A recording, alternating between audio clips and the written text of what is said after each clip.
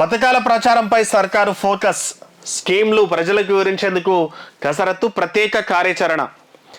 మనం చూస్తుండే ఆల్మోస్ట్ తెలంగాణలో అధికార మార్పిడి జరిగి కాంగ్రెస్ పార్టీ అధికారంలోకి వచ్చి ఆల్మోస్ట్ సంవత్సరంన్నర వస్తుంది.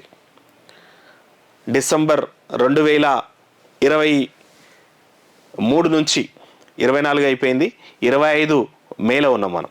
సంవత్సరంన్నర అవుతుంది. ఈ సంవత్సరన్నర కాలంలో కాంగ్రెస్ పార్టీ ఏమేం చేసిందంటే, కాంగ్రెస్ పార్టీ వాళ్ళన్న టక చెప్తారా అంటే కొంచెం సందేహాస్పదంగానే ఉంది చెప్పొచ్చు. అయితే వాళ్ళు ఇప్పటికీ రుణమాఫీ ఇచ్చిండ్రు. సరే 100% అయిందా, 70% అయిందా, 80% అయిందా పక్కన పెడితే దాదాపు 21,000 కోట్ల రూపాయలు 21,000 కోట్ల రూపాయల రుణమాఫీ చేసిండ్రు. 3 ఎకరాల వరకు 4 ఎకరాల వరకు రైతు భరోసా ఇచ్చినటువంటి మాట ఉంది. రెండోది, ఈ సన్నోడ్లకి మద్దతు ధర ఇస్తున్నారు రైతులకి. ఆల్మోస్ట్ కొద్దిమంది రైతులకు ₹1,00,000 వరకు కూడా బోనస్ పడ్డది అన్నటువంటిది. అంటే కింటాలికి 500 చొప్పున 100 కింటాల వడ్డోళ్ళకి ₹50,000 అడిషనల్గా వచ్చేటువంటి అవకాశం ఉండే. అట్లా మద్దతు ధర కూడా ఇచ్చిండ్రు. చాలామందికి ఇది కూడా 200 యూనిట్ల లోపు కరెంటు ఫ్రీ, అది కూడా అందరికి ఇంప్లిమెంట్ అయిందా మాట పక్కన పెడితే ఇంప్లిమెంటేషన్లో అయితే ఉంది. దాంతోపాటు 100% మహిళలకి ఉచిత బస్సు అయితే ఇస్తున్నటువంటి నేపథ్యం ఉంది.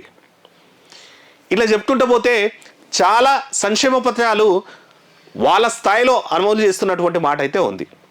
అంటే ఇచ్చిన అన్ని అమలు మొత్తం ఇంప్లిమెంటేషన్ కాకపోయినా సరే ట్రై చేస్తున్నారు. అంటే తెలంగాణ ఆర్థిక పరిస్థితి ఖజానా బట్టి అంతో ఇంతో అమలు చేసుకుంటూ పోతున్నారు. కానీ ఫర్ ఎగ్జాంపుల్ రైతు రుణమాఫీ 75 to 80% అయ్యిందనేటువంటి ప్రతిపక్షాలు కూడా చెప్తున్నటువంటి మాట. కానీ కేవలం పెండింగ్లో ఉన్నది 20 to 25%. ఈ 20-25% 100% కాలేదన్నటువంటి ప్రచారం అయితే జరుగుతుంది. అంటే 80% చేసినా సరే దాన్ని క్లెయిమ్ చేసుకునే సిచ్యువేషన్లో కాంగ్రెస్ పార్టీ లేదనేటువంటిది ఇంటర్నల్ టీమ్సే చెప్తున్నటువంటి, విమర్శిస్తున్నటువంటి మాట. వీటితో పాటు ఈ పథకాలన్నీ కూడా అంటే రైతు భరోసా రాలేదంటున్నారు, కానీ బోనస్ వచ్చింది. సన్నోట్లు వేసిన వాళ్ళకి 50 క్వింటాలు అయితే ₹25,000, 100 క్వింటాలు అయితే ₹50,000.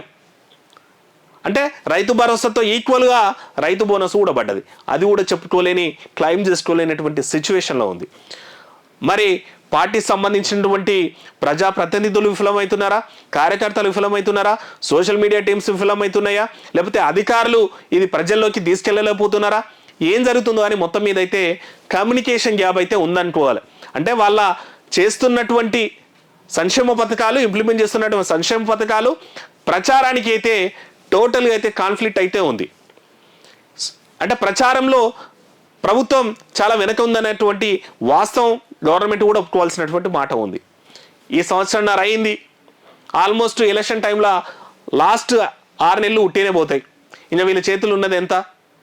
2 ఏళ్ళు పోతే ఇంకో 2.5 ఏళ్ళు ఉండొచ్చు గట్టిగా. ఈ 2.5 ఏళ్ళల్లో ఇప్పటికే అపఖ్యాతి మూట కట్టుకున్నది. కాంగ్రెస్ ప్రభుత్వం వచ్చిన తర్వాత అన్నీ నిర్వీర్యమైపోయినాయి అన్నటువంటి మాట. రియల్ ఎస్టేట్ పడిపోయింది, సంక్షేమ పథకాలు ఇస్తలేరు, రైతు బంధు ఇస్తలేరు, రైతు రుణమాఫీ ఇస్తలేరు, 200 యూనిట్ల కరెంట్ ఇస్తలేరు, 500 సిలిండర్ ఇస్తలేరు అని చెప్పేసి ప్రచారము గట్టి అయితే జరుగుతున్నటువంటి మాట ఉంది.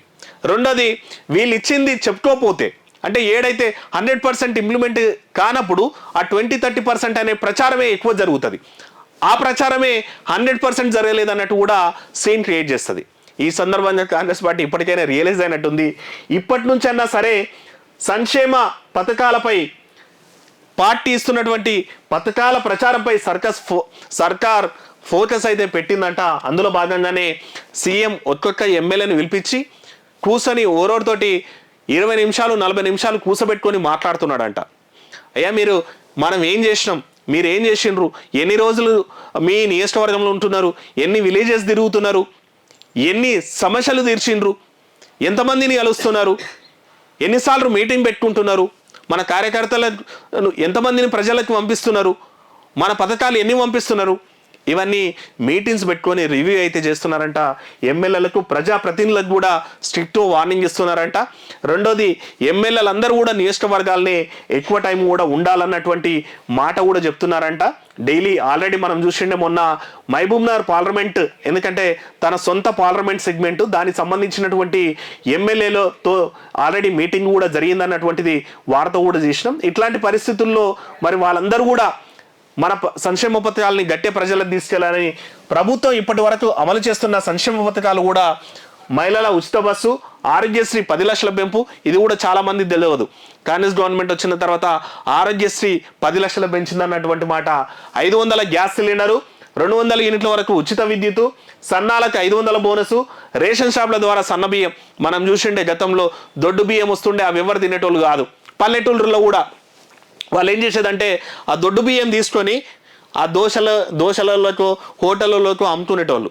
ఈడ 10-15 రూపాయల కిలో అమ్ముకునేటోళ్ళు. ఇప్పుడు సన్న బియ్యం ఇస్తుంది అంటే తినేటట్టు. తర్వాత ఇందిరమ్మ ఇండ్లు ఆల్రెడీ మనం చూసాం, అలాంటి కూడా అయిపోయినాయి. ఫస్ట్ ఫేజ్లో దానికి సంబంధించినటువంటి చెక్కులు కూడా వస్తున్నాయి. ఇందిరమ్మ ఆత్మీయ భరోసా, రైతు భరోసా, రైతు రుణమాఫీ, కొత్త రేషన్ కార్డులు ఆల్మోస్ట్ 12 లక్షలు ఎన్రోల్ అవుతున్నాయి అన్నటువంటి గవర్నమెంట్ కూడా లెక్కలు చెప్తున్నటువంటి మాట. ఉద్యోగ నియామకాలు మనం చూసేయండి, వచ్చిన 6 నెలల లోపటే 50,000 ఉద్యోగాలు ఇచ్చినామన్నటువంటిది, అపాయింట్మెంట్ లెటర్లు ఇచ్చినటువంటిది.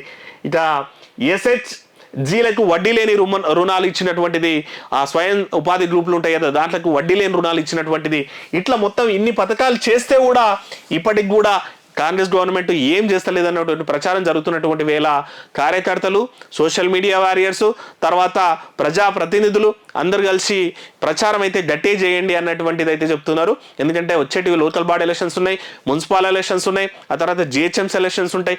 ఇట్లాంటి పరిస్థితుల్లో ఇవన్నీ ప్రచారం చేసుకోకపోతే ఆల్రెడీ వచ్చినటువంటి యాంటీ ఇంక్యుబెన్స్ ఇంకా గట్టి పెరిగితే ఇబ్బందుల పాలవుతామని, కాబట్టి ఇప్పటి నుంచి అయినా సరే చేసిన పనులని చెప్పుకోండి అని అయితే సీఎం రిక్వెస్ట్ చేస్తున్నారంటే చూద్దాం మరి ఇప్పుడన్నా దాంట్లో సక్సెస్ అవుతారో చెప్పుకోవడంలో.